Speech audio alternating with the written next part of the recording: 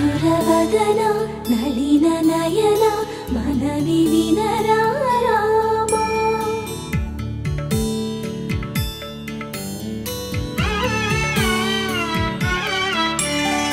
రామ చక్కని సీతకి అరచేత గోరింట, ఇంత చక్కని చుక్కకి ఇంకెవరు మొగుడంట.